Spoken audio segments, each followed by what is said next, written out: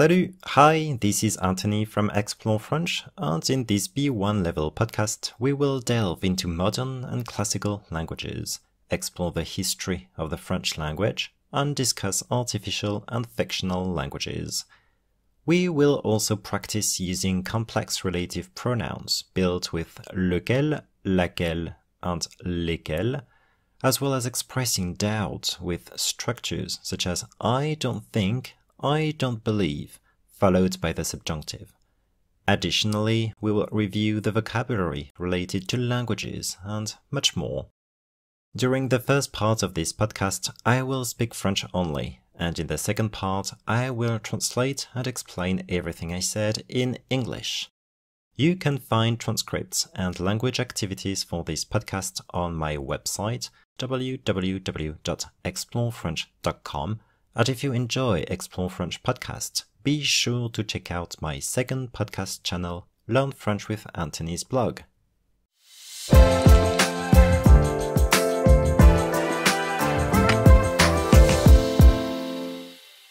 Si vous écoutez ce podcast, il y a de fortes chances pour que vous vous intéressiez aux langues.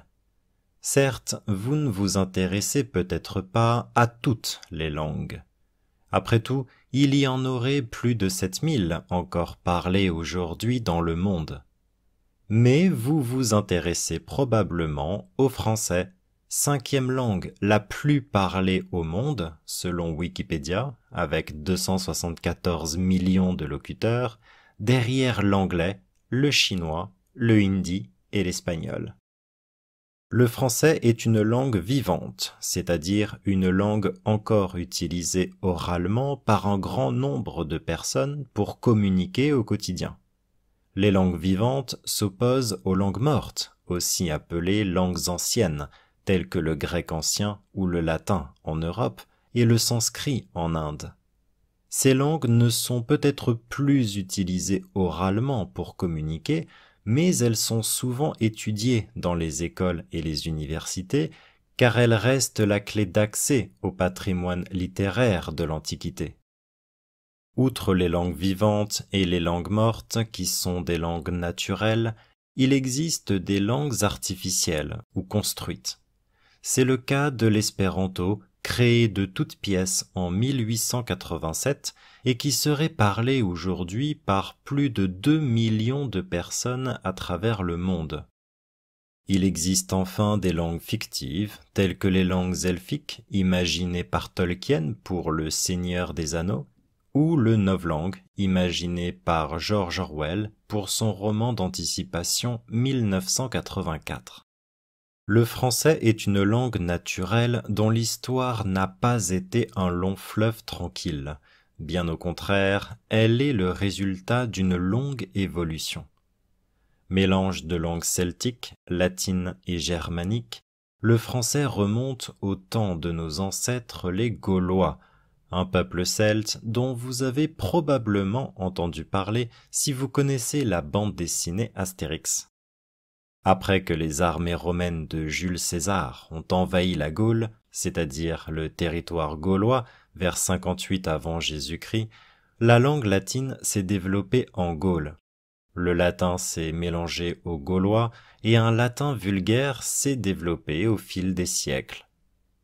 Attention, en linguistique, une langue vulgaire, c'est une langue populaire, une langue commune, c'est-à-dire parlée par le peuple. Et ça s'oppose à la langue classique, utilisée à l'écrit par les élites. Au 5e siècle, lorsque les Francs, peuple d'origine germanique, envahissent la Gaule, de nombreux mots d'origine germanique ont été introduits dans le latin vulgaire parlé en Gaule. Plus tard, au Moyen Âge, les scientifiques arabes ont aussi donné de nombreux mots au français.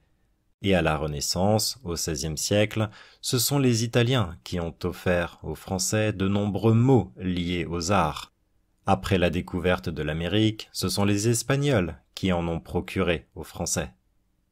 Bref, au fil des siècles, la langue parlée en France est devenue tellement différente du latin d'origine que, sur la base du dialecte parlé à Paris, le roi François Ier a décidé en 1539 que le français deviendrait la langue officielle du royaume de France à la place du latin. Bien sûr, les choses sont un peu plus compliquées, mais si vous souhaitez en savoir plus sur l'histoire de la langue française, n'hésitez pas à lire mon article sur mon site internet www.explorefrench.com.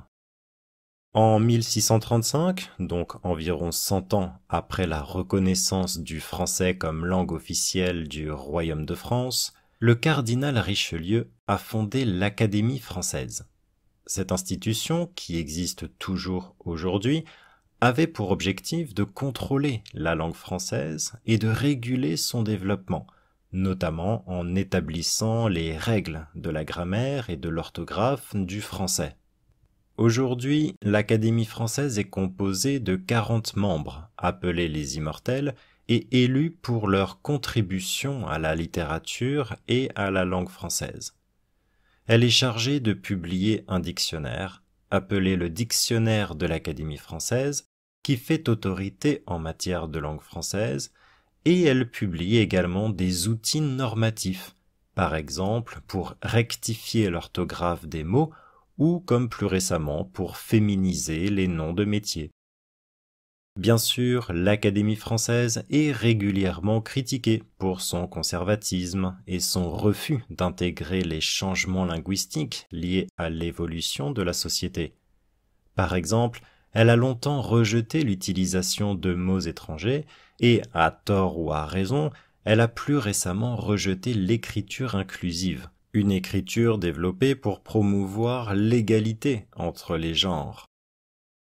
À côté du français et des langues vivantes, il existe des langues mortes. Les langues mortes sont des langues qui ne sont plus parlées de nos jours parce qu'elles ne sont plus utilisées dans la vie quotidienne ou dans les textes officiels. Les raisons pour lesquelles une langue peut disparaître sont liées à plusieurs facteurs, tels que la domination d'une autre langue, les guerres et les changements socio-économiques. Parmi les langues mortes les plus célèbres, on peut citer le latin et le grec ancien. Ces deux langues ont eu une influence considérable sur la culture européenne et ont servi de base à de nombreuses langues modernes.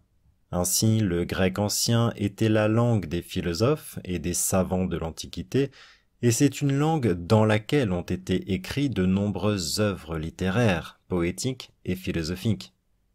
Quant au latin, qui était la langue de l'Empire romain, il a été utilisé dans les domaines de la religion, de la philosophie, de la science et du droit en Europe jusqu'au Moyen Âge.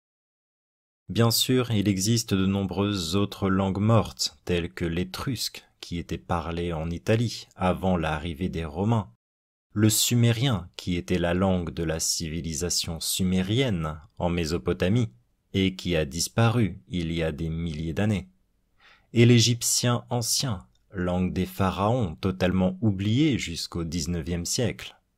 De nombreuses inscriptions sur les temples et les pyramides ont été préservées et de nombreux textes égyptiens ont été retrouvés grâce auxquels cette langue a pu être reconstituée, notamment grâce au français Jean-François Champollion. Mais pourquoi des langues mortes et apparemment inutiles, comme le latin et le grec ancien, sont-elles enseignées dans les écoles françaises ?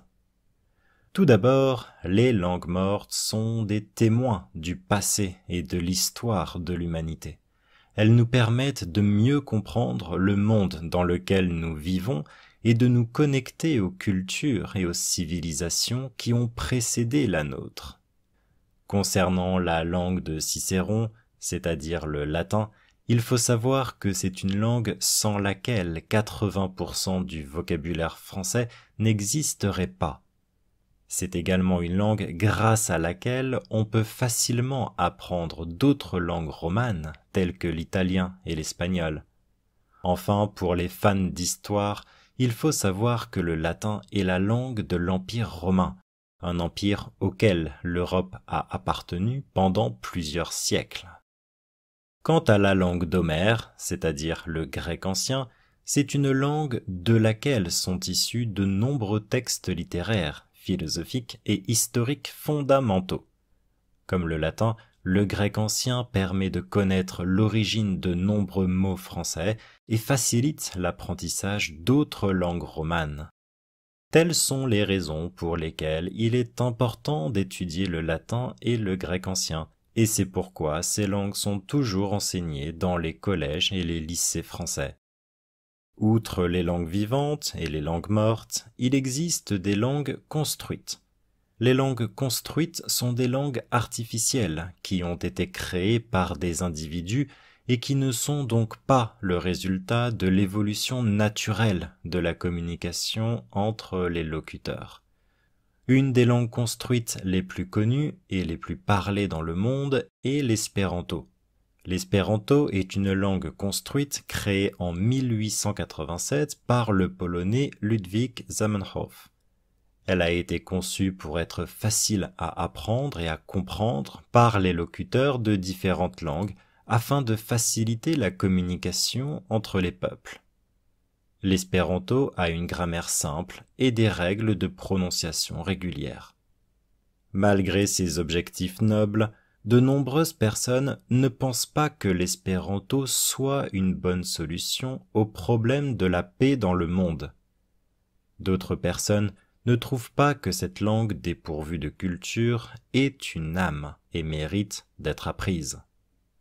Enfin, même si certains pensent que l'espéranto est un moyen de communication égalitaire, permettant de lutter contre la supériorité linguistique de certaines langues comme l'anglais, de nombreuses personnes ne pensent pas qu'il puisse devenir une langue internationale. De fait, peu de personnes parlent espéranto dans le monde et il faudrait le rendre obligatoire à l'école pour qu'il devienne réellement universel. Les langues fictives, aussi appelées langues imaginaires, sont un type de langue construite. Elles ont été construites pour des œuvres de fiction. Outre le novlangue de George Orwell et les langues elfiques de Tolkien, deux langues fictives particulièrement abouties sont probablement le Klingon et le Dothraki. Le Klingon est une langue construite qui a été créée pour la série télévisée Star Trek. Elle a été inventée par le linguiste américain Mark Okrand et elle est parlée par la race extraterrestre fictive des Klingons. Le Klingon a une grammaire complexe et des sons très différents de ceux des langues humaines. Le Dothraki est une langue construite créée pour la série télévisée Game of Thrones. Elle a été inventée par le linguiste américain David J. Peterson et elle est parlée par la race fictive des Dothraki. Le Dothraki est une langue très expressive avec une grammaire simple mais des règles de prononciation difficiles. Alors, langue vivante ou langue morte, langue construite ou imaginaire, quelle langue rêveriez-vous d'apprendre?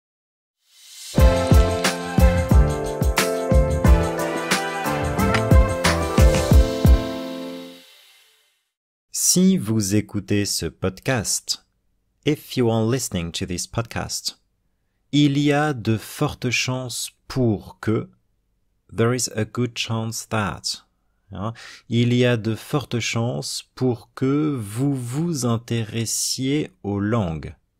There is a good chance that you are interested in languages. So here, after pour que, I'm using a subjunctive. Pour que vous vous intéressiez aux langues.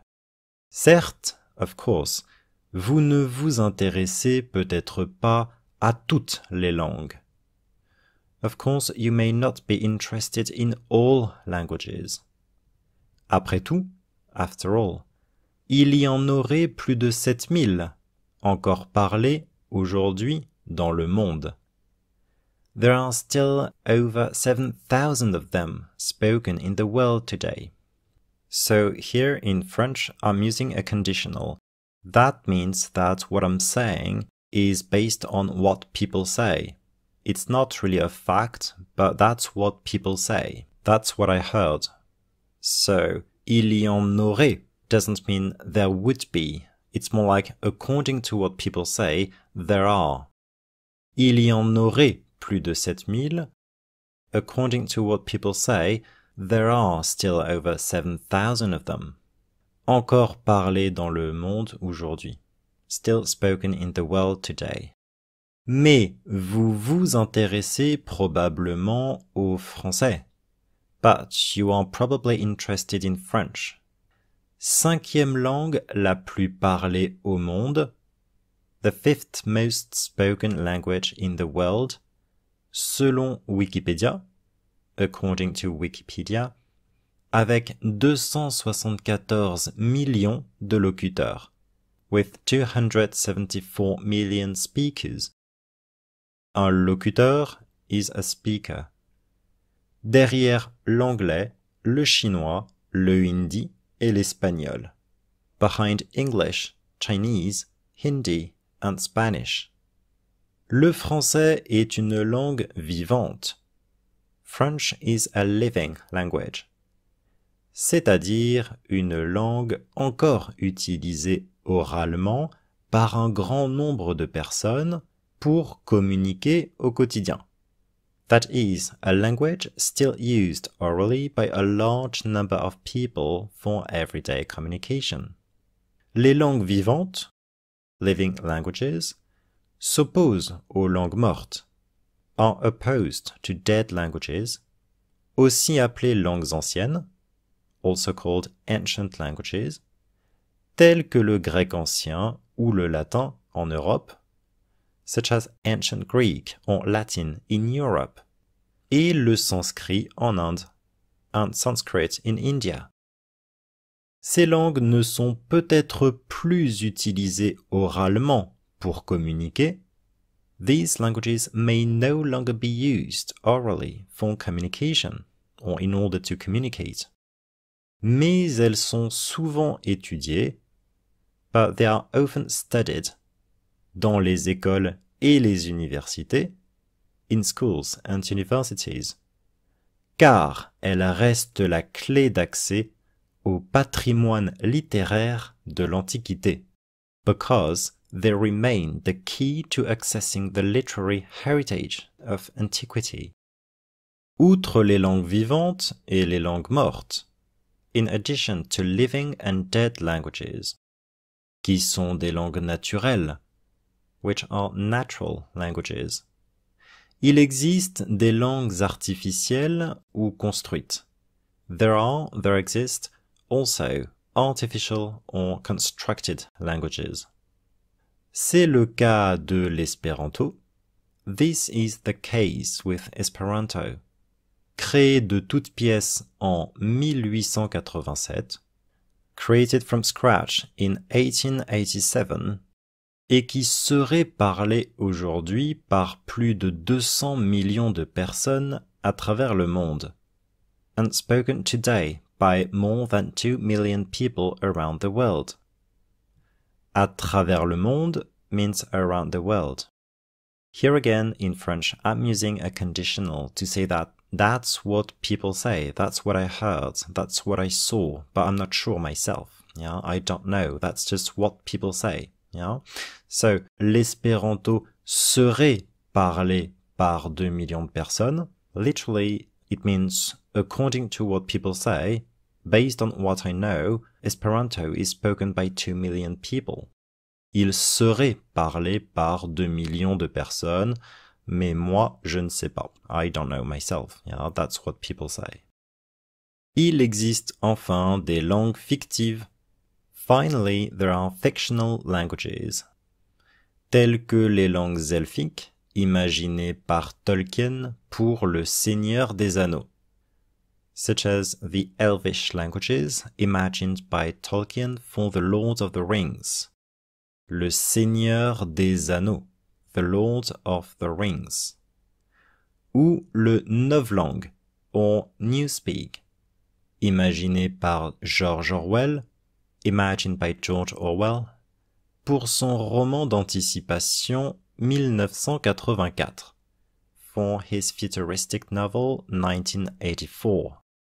So, le roman d'anticipation is a type of novel it's not sci-fi, it is futuristic, but basically it's all about imagining how things will be in the future based on what we know today, based on what we are doing today, So it's not fantasy, it's not sci-fi, it's just futuristic. So I guess we can say futuristic novel, un roman d'anticipation. Le français est une langue naturelle dont l'histoire n'a pas été un long fleuve tranquille. French is a natural language whose history has not been an easy ride.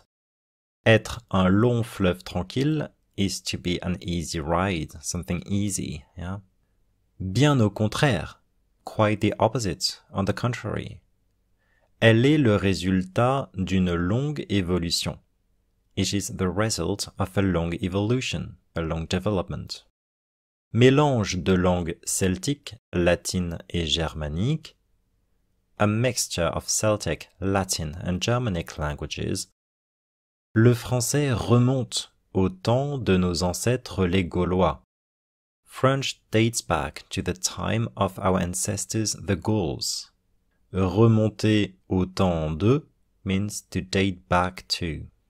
Un peuple celte dont vous avez probablement entendu parler. A Celtic people you have probably heard of. Si vous connaissez la bande dessinée Astérix. If you know the Asterix comic book, or if you know the comic book Asterix.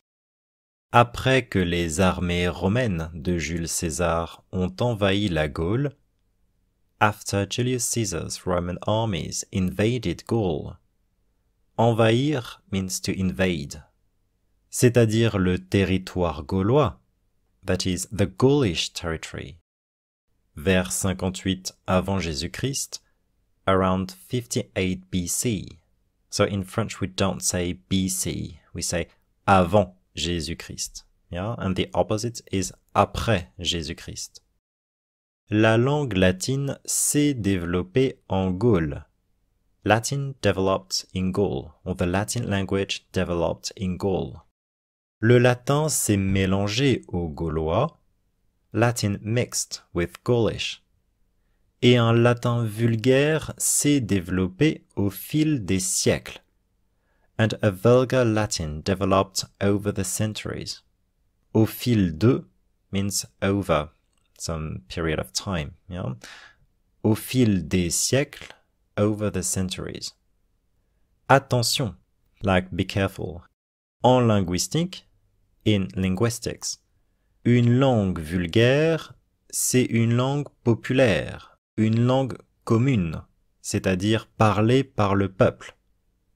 A vulgar language means a popular language, a common language, a language that is spoken by the people. Et ça s'oppose à la langue classique. And it opposes classical language, or it is the opposite of a classical language. Utilisé à l'écrit par les élites, used in writing by the elite. Au 5e siècle, in the 5th century, lorsque les Francs, peuple d'origine germanique, envahissent la Gaule, when the Franks, a Germanic people, invaded Gaul, de nombreux mots d'origine germanique, many Germanic words, or many words of a Germanic origin, ont été introduits, were introduced, dans le latin vulgaire parlé en Gaule, into the vulgar Latin spoken in Gaul. Plus tard, later, au Moyen Âge, in the Middle Ages. Les scientifiques arabes ont aussi donné de nombreux mots au français. Arab scientists also gave many words to French. Et à la Renaissance, and during the Renaissance, au XVIe siècle, in the 16th century, ce sont les Italiens qui ont offert aux Français de nombreux mots liés aux arts. It was the Italians who offered French many words related to the arts. Après la découverte de l'Amérique, after the discovery of America. Ce sont les Espagnols qui en ont procuré aux Français. Literally, it is the Spanish who provided the French with some new ones. Ils en ont procuré aux Français. Speaking about words, des mots. Bref, in short, au fil des siècles, over the centuries, la langue parlée en France, the language spoken in France, est devenue tellement différente du latin d'origine que has become so different from the original Latin that, sur la base du dialecte parlé à Paris, based on the dialect spoken in Paris, le roi François Ier a décidé, King Francis I decided, en 1539, in 1539, que le français deviendrait la langue officielle du Royaume de France, that French would become the official language of the Kingdom of France, à la place du latin, instead of Latin. À la place de quelque chose means instead of something. Bien sûr, of course, les choses sont un peu plus compliquées. Things are a little more complicated. Mais si vous souhaitez en savoir plus sur l'histoire de la langue française, but if you want to know more about the history of the French language, n'hésitez pas à lire mon article sur mon site internet. Do not hesitate to read my article on my website www.explorefrench.com. En 1635, in 1635, donc environ 100 ans après la reconnaissance du français comme langue officielle du Royaume de France, that is about a century after French was recognized as the official language of the Kingdom of France, le cardinal Richelieu a fondé l'Académie française. Cardinal Richelieu founded the French Academy. Cette institution, this institution, qui existe toujours aujourd'hui, which still exists today, avait pour objectif de contrôler la langue française, aimed to control the French language, et de réguler son développement, and regulate its development. Yeah? Elle avait pour objectif de contrôler et de réguler. Yeah? It aimed to control and regulate. Notamment en établissant les règles de la grammaire et de l'orthographe du français. Particularly by establishing the rules of French grammar and spelling. Notamment means particularly, especially. Établir is to establish. En établissant, by establishing. L'orthographe is the spelling. Et la grammaire, grammar. Les règles de la grammaire et de l'orthographe, the rules of grammar and spelling. Aujourd'hui, today, l'Académie française est composée de 40 membres. The French Academy is composed or is made of 40 members, appelés les immortels, called immortals, et élus pour leur contribution à la littérature et à la langue française, and elected for their contributions to French literature and language. Elle est chargée de publier un dictionnaire, elle c'est l'Académie. It is responsible for publishing a dictionary, it being the French Academy.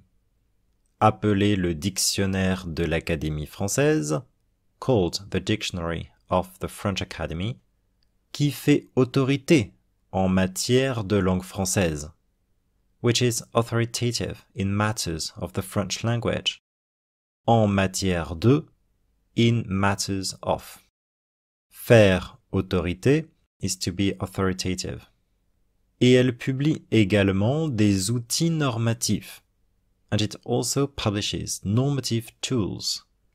Un outil is a tool. Par exemple, pour rectifier l'orthographe des mots. For example, in order to rectify the spelling of words or word spelling, ou comme plus récemment, or like more recently, pour féminiser les noms de métiers, in order to feminize job titles. Yeah, because sometimes in French we don't have a feminine form for job titles. Bien sûr, of course, l'Académie française est régulièrement critiquée. The French Academy is regularly criticized pour son conservatisme, for its conservatism, et son refus d'intégrer les changements linguistiques liés à l'évolution de la société, and its refusal to integrate linguistic changes related to the evolution of society. Par exemple, for example, elle a longtemps rejeté l'utilisation de mots étrangers et it long rejected the use of foreign words and, à tort ou à raison, rightly or wrongly, à tort ou à raison. Elle a plus récemment rejeté l'écriture inclusive. More recently, it rejected inclusive writing. L'écriture inclusive, inclusive writing. Une écriture développée pour promouvoir l'égalité entre les genres. A writing style developed to promote gender equality. Promouvoir is to promote. Les genres, genders. L'égalité entre les genres, gender equality. À côté du français et des langues vivantes, I could say, outre le français et les langues vivantes, in addition to French and living languages, il existe des langues mortes. There are dead languages. Les langues mortes sont des langues qui ne sont plus parlées de nos jours. Dead languages are languages that are no longer spoken today or nowadays. Parce qu'elles ne sont plus utilisées dans la vie quotidienne, because they are no longer used in daily life, la vie quotidienne, ou dans les textes officiels, or in official text. So in this sentence, we just had a relative pronoun, qui, replacing a subject. Yeah? As usual, relative pronouns, they refer to the word just before. So, des langues qui ne sont plus parlées means les langues ne sont plus parlées. Qui replaces les langues. Les langues is the subject of ne sont plus parlées. Yeah? So, languages that are not spoken nowadays is like the languages are not spoken nowadays. Now we are going to talk about complex relative pronouns. So unlike qui and que, replacing a subject or an object, complex relative pronouns built with lequel, laquelle, lesquels usually replace a complement introduced by a preposition. So it's like which in English. When you say to which, for which, on which, under which, etc. Because it's a pronoun in French, which is going to agree with the noun it replaces. So if it's masculine, it's going to be lequel. If it's feminine, laquelle. And if it's plural, lesquels. So for which can be pour lequel, pour laquelle, pour lesquels. For instance, the podcast with which I'm learning French, le podcast avec lequel j'apprends le français. Another example, if you want to say, I'm using a website to practice my French. That website is called Explore French, of course. In that case, you can say the website with which I'm practicing French is called Explore French. Yeah, so in French, Je pratique mon français avec un site internet. Ce site s'appelle Explore French. Explore French est un site avec lequel, avec lequel je pratique mon français. So, let's carry on. Les raisons pour lesquelles une langue peut disparaître. So in English, the reasons why a language may disappear. But in French, we say the reason for which a language may disappear. Because the original sentence is une langue peut disparaître pour des raisons. So, pour des raisons becomes pour lesquelles. Des raisons pour lesquelles une langue peut disparaître. Donc, les raisons pour lesquelles une langue peut disparaître sont liées à plusieurs facteurs. They are related to several factors, tels que la domination d'une autre langue, such as the dominance of another language, les guerres, wars, et les changements socio-économiques, and socio-economic changes. Parmi les langues mortes les plus célèbres, among the most famous dead languages, on peut citer le latin et le grec ancien. It is possible to mention Latin and ancient Greek. Ces deux langues ont eu une influence considérable sur la culture européenne. These two languages have had a considerable influence on European culture, or they had a considerable, a huge, a big, a great influence on European culture. Et ont servi de base à de nombreuses langues modernes, and served or have served as a basis for many modern languages. Ainsi, le grec ancien était la langue des philosophes et des savants de l'Antiquité. Ancient Greek was the language of philosophers and scholars in antiquity. Et c'est une langue dans laquelle ont été écrites de nombreuses œuvres littéraires, poétiques et philosophiques. And it was used to write numerous literary, poetic and philosophical works. So literally, and it is a language in which were written several or many literary, poetic and philosophical works. Quant au latin, as for Latin, qui était la langue de l'Empire romain, which was the language of the Roman Empire, il a été utilisé dans les domaines de la religion, de la philosophie, de la science et du droit. It was used in the fields of religion, philosophy, science and law. En Europe, jusqu'au Moyen Âge. In Europe until the Middle Ages.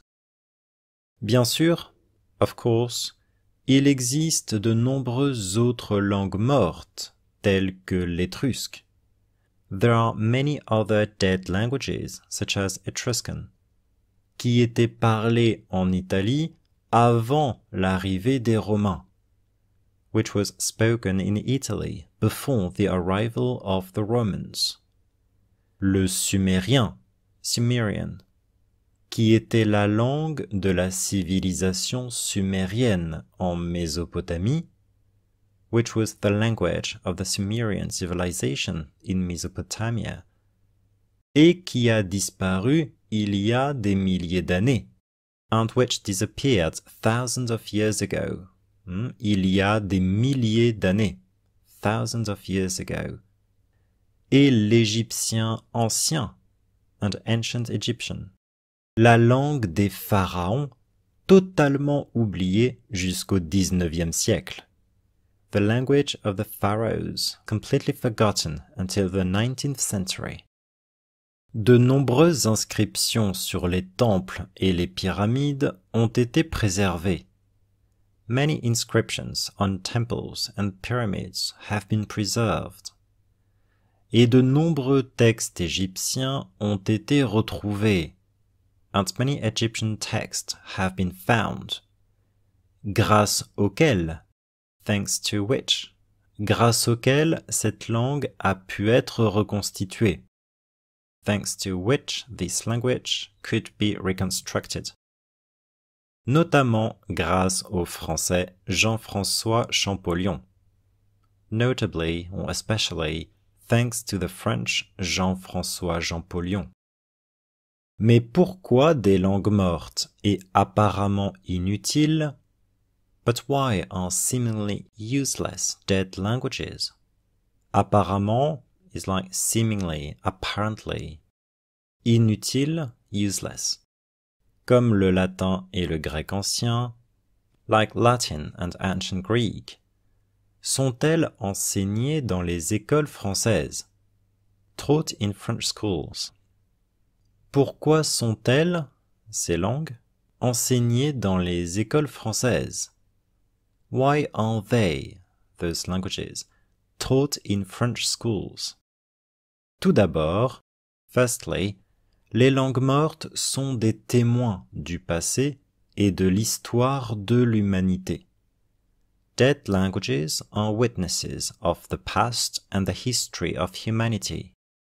Elles nous permettent, they allow us, de mieux comprendre le monde dans lequel nous vivons, to better understand the world we live in, or in which we live, in French, et de nous connecter aux cultures et aux civilisations qui ont précédé la nôtre, and to connect with the cultures and civilizations that preceded our own.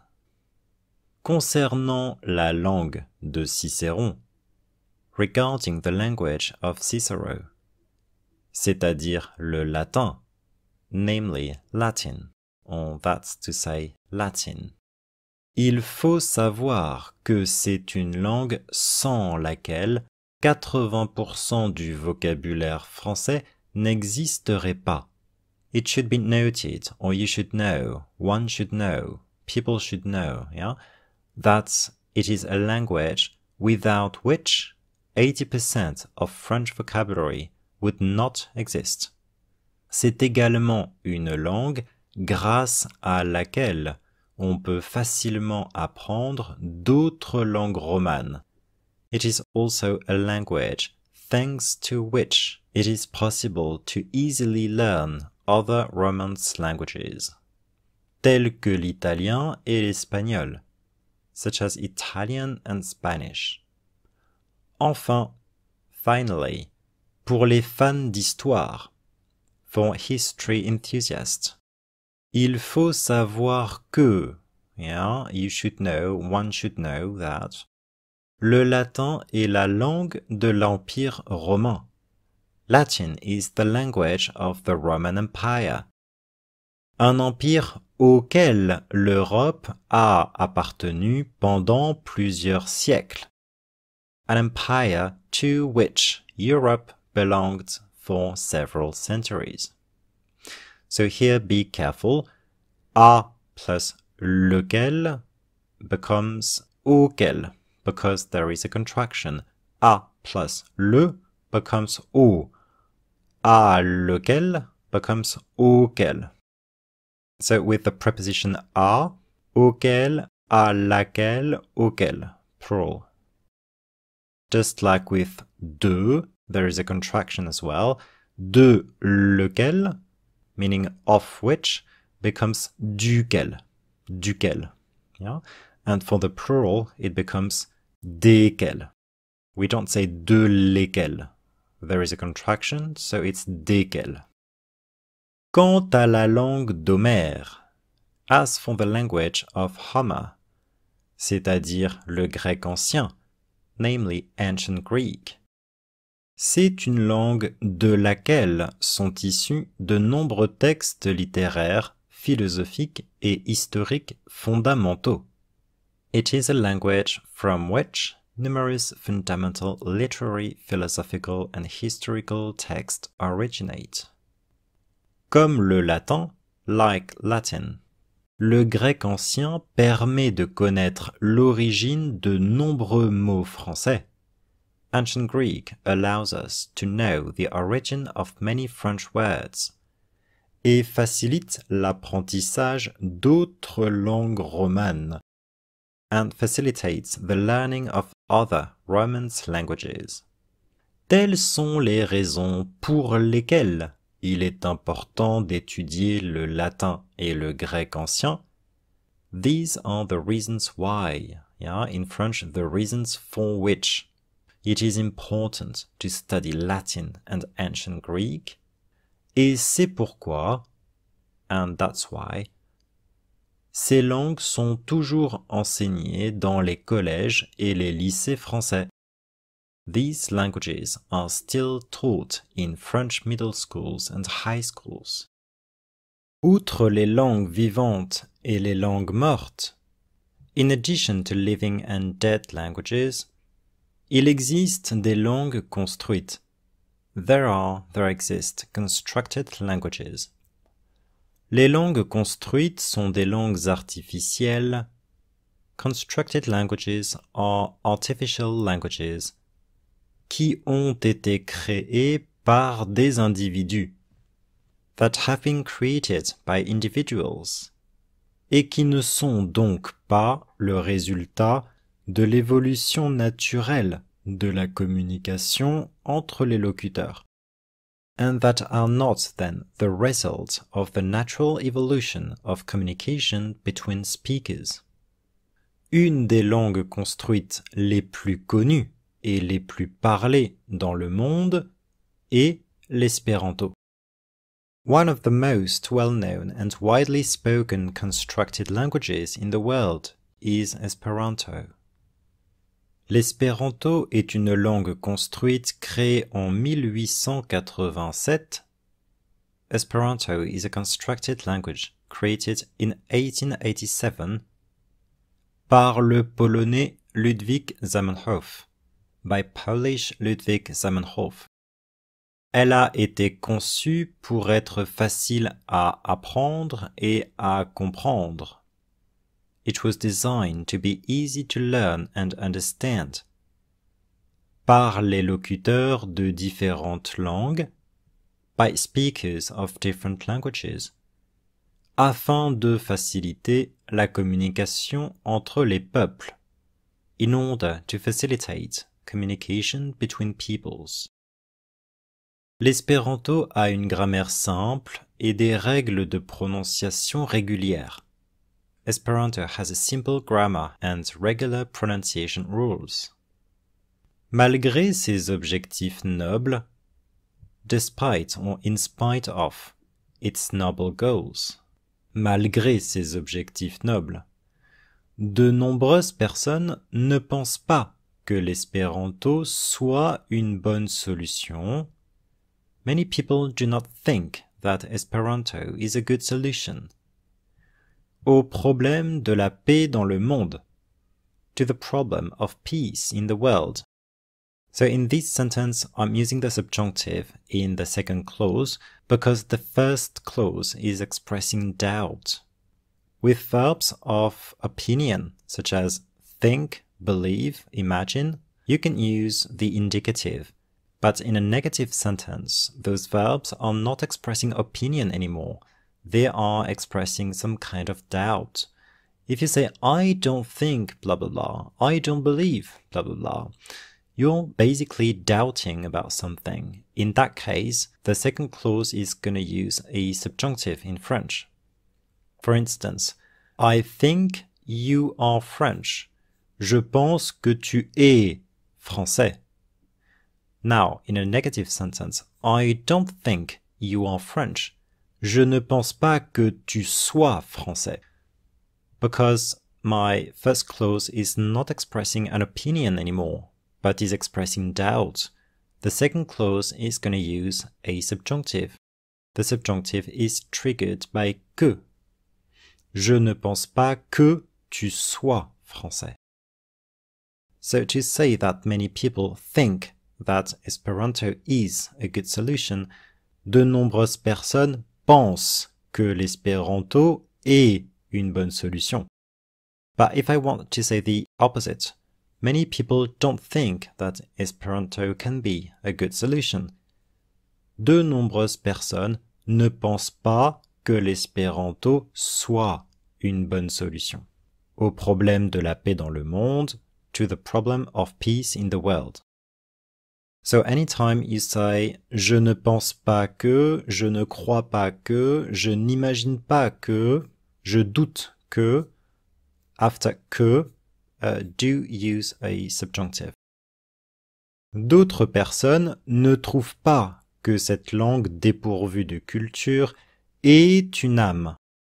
Others do not think that this cultureless language, or that language without a culture, has a soul. Here, et is the subjunctive for avoir.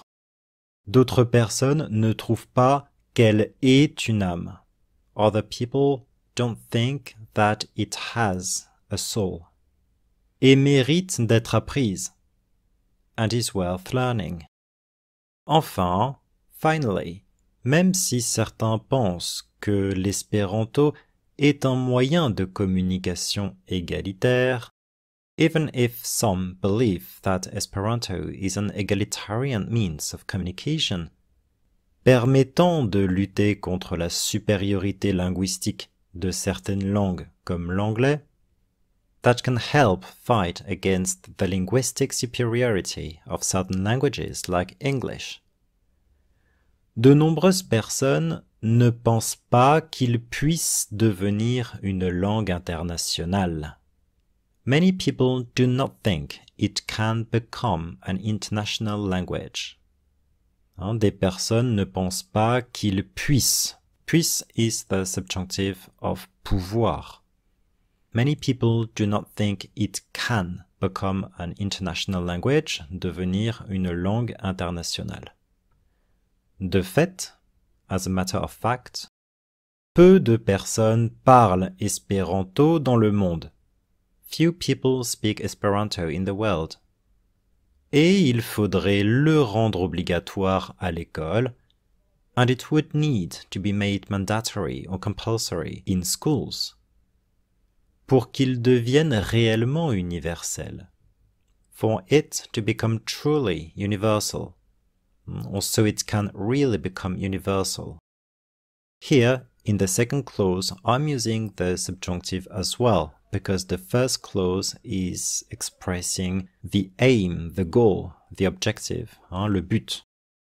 Il faudrait le rendre obligatoire à l'école pour qu'il devienne réellement universel. It should be made compulsory in school in order to become really, truly universal. Les langues fictives, fictional languages, aussi appelées langues imaginaires, also known as imaginary languages, sont un type de langue construite, are a type of constructed languages.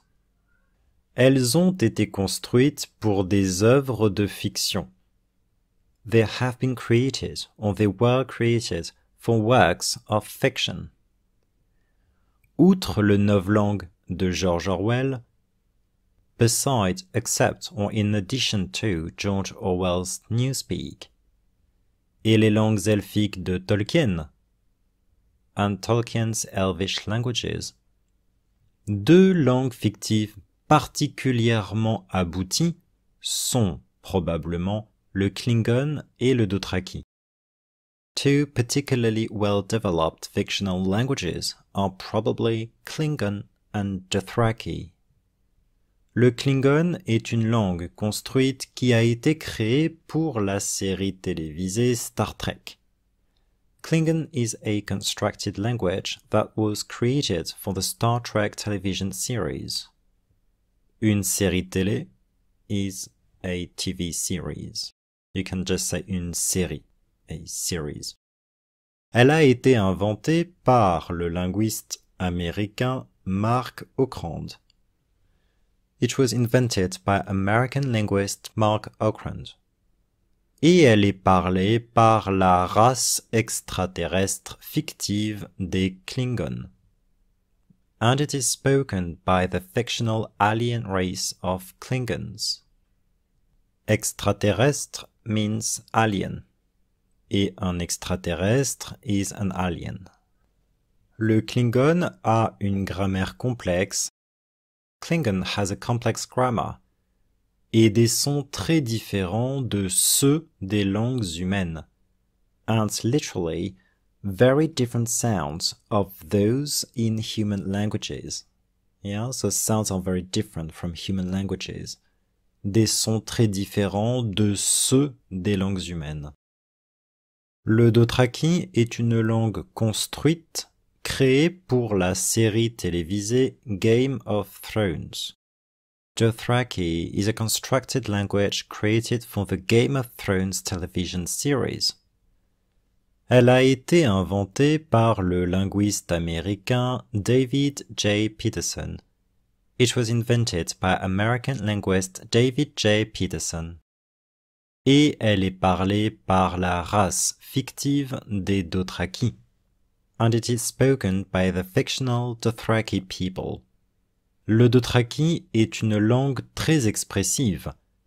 Dothraki is a very expressive language, avec une grammaire simple, with a simple grammar, mais des règles de prononciation difficiles, but difficult pronunciation rules. Alors, so, langue vivante ou langue morte?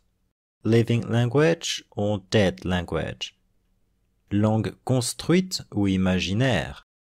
Constructed or imaginary language? Quelle langue rêveriez-vous d'apprendre? What language would you dream of learning?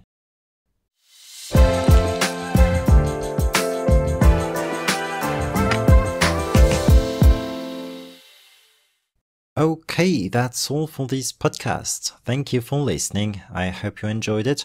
And if you want to get hold of the transcript and find engaging language activities for this podcast, please visit my website www.explorefrench.com.